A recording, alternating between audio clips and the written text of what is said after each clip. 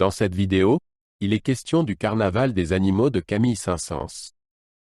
Je t'explique l'essentiel sur l'œuvre et sur le compositeur. Camille Saint-Saëns était un célèbre compositeur français qui a écrit de nombreux types de musique. Il est né en 1835 et a montré son talent pour la musique dès son plus jeune âge. Saint-Saëns ne composait pas seulement de la musique classique, mais aussi des opéras et même de la musique de film. Il était connu pour sa rapidité et son efficacité. Sa musique est souvent humoristique et montre son amour des animaux et de la nature.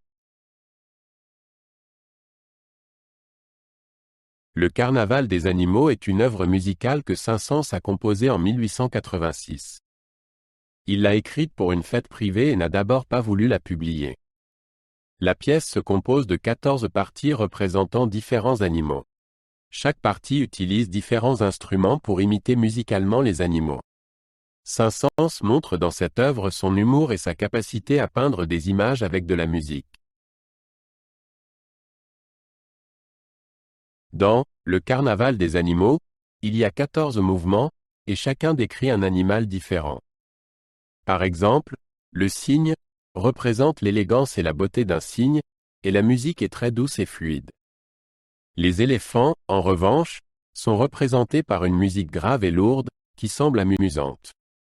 D'autres animaux comme les kangourous, les tortues et le coucou sont également dépeints musicalement de manière humoristique et vivante. Saint-Saëns a utilisé une grande variété d'instruments dans Le Carnaval des animaux. Par exemple, le violoncelle joue un rôle principal dans Le cygne et crée une ambiance très mélodique et apaisante. Le xylophone est utilisé pour représenter le cliquetis des eaux dans Fossile. Les pianos, les flûtes, les cordes et même un carillon contribuent à donner vie aux différents animaux. Le Carnaval des animaux est particulièrement connu pour sa capacité à combiner musique et humour. Saint-Saëns parodie même d'autres musiques et compositeurs dans certains mouvements. Par exemple, dans Fossile, il prend d'autres mélodies connues et les présente dans un contexte nouveau et amusant.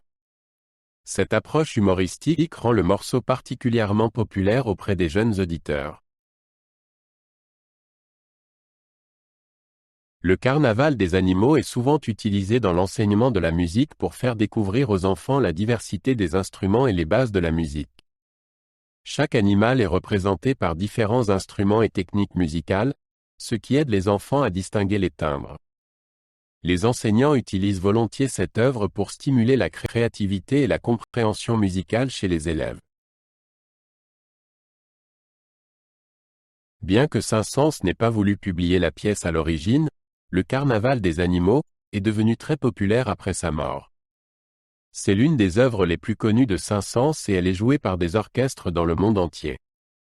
Sa musique intemporelle et le caractère mémorable de chaque mouvement en font une favorite pour les concerts et les programmes d'éducation musicale. Pour les musiciens, le Carnaval des animaux présente de nombreux défis.